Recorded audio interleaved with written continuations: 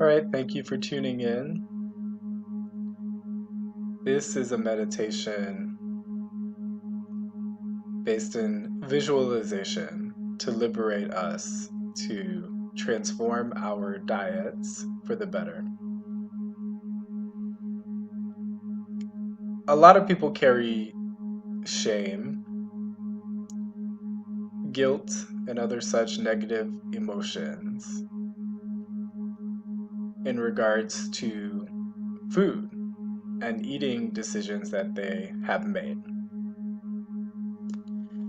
We live in a time and in a culture here in the United States during which we have seen an unfortunate degree of miseducation, misinformation about proper human diet, coinciding with the proliferation of increasingly unhealthy processed options available, coinciding with more efficient methods of marketing those products,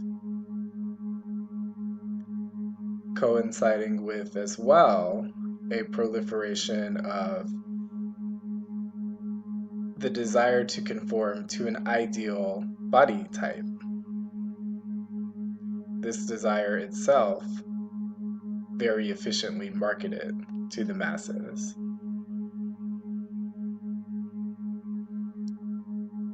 So, as we begin to learn more about proper diet as a culture, which is where we are in this current moment, we may at times feel shame for continuing with long established habits that we come to realize are not the best for our bodies. But we do not need to reach health through the gate of shame or the gate of guilt. We do not have to be hazed by these emotions. We do not have to haze ourselves. In fact, most people are more successful when they go through the gate of joy.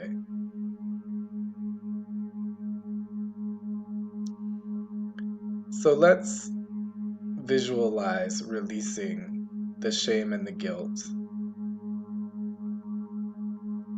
Think of your quote unquote guilty pleasure food item, the thing that you perhaps hate to love. Visualize that in your mind, that food item, and visualize yourself eating it.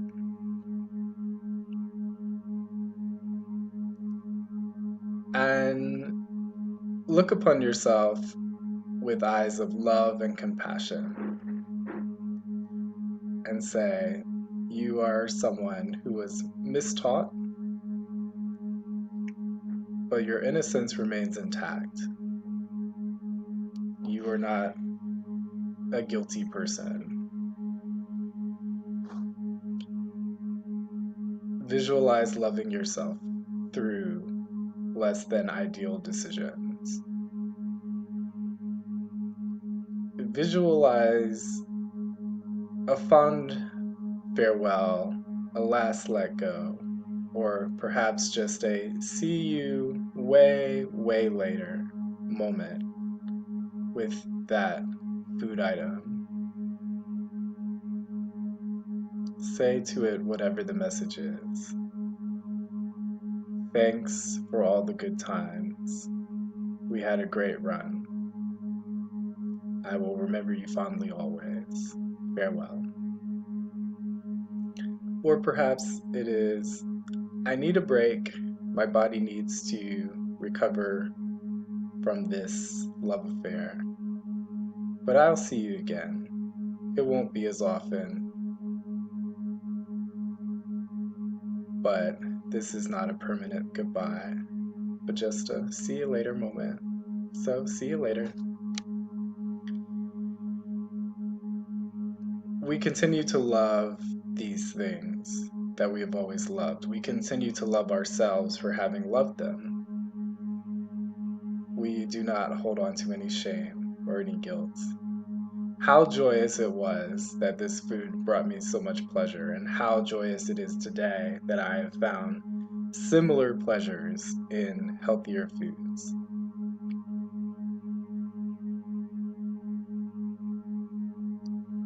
And so there's another level of interacting with these things coming from the food activism movement. Sometimes there's some emotional residue that we might think of as ire, anger, resentment for the miseducation, for the prioritization of profits over people, sustainable profits through addictive products that are unhealthy. Sometimes we look at such people and we say, how dare you? Why would you do this? Look at what chaos and destruction you have wrought upon humanity. But the more peaceful, more enlightened, and even the more productive attitude is to forgive those people. So visualize them, see them as souls in their infancy. Perhaps even visualize such people humorously garbed as babies, if that's helpful to you. Many of them simply know not what they do. They lack the maturity to realize what a waste that is. They simply lack the sight. And so we can find a place of compassion for them, because there's simply no way that they are not, to some degree, incurring deep traumas of their own in the process of wreaking havoc upon others. So we visualize ourselves sending a light of warmth and compassion to these souls and saying, it is my desire to see you healed, and in your healing, you will know the need to heal others. You will know to correct your behavior when you are whole. And so this is my desire for these people. We wish them well. We wish them elevation. We wish them love and compassion shown to them in deep ways that allows and enables them to heal, become the best that they can be. We release all resentment.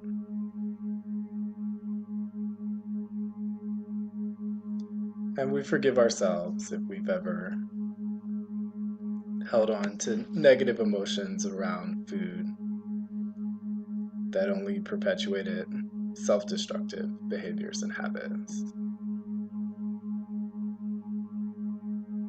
See a picture of yourself,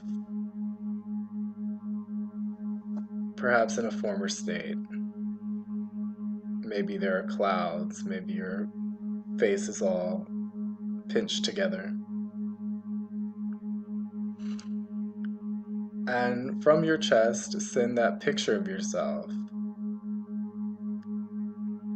a warm white light. And see that light go right to that face and unpinch it. Relax the muscles. Relax into a gentle smile.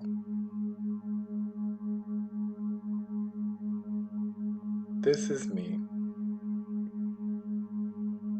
This is the real me. The real me is the happy me. And the happy me is very happy when eating fresh strawberries and watermelon and honeydew, crunching on celery and carrot sticks. The happiest me loves leafy greens, raw leafy greens and cooked leafy greens. The happy me loves salmon, pan-seared salmon, poached salmon, smoked salmon. The happy me loves steamed vegetables like broccoli and squash and zucchini. The happiest me accepts moments of indulgence, perhaps a sorbet here, reasonably portioned tiramisu there, a latte on occasion. And the happiest me knows how to compensate for any tension in the body by increasing other healthy habits when I decide to indulge.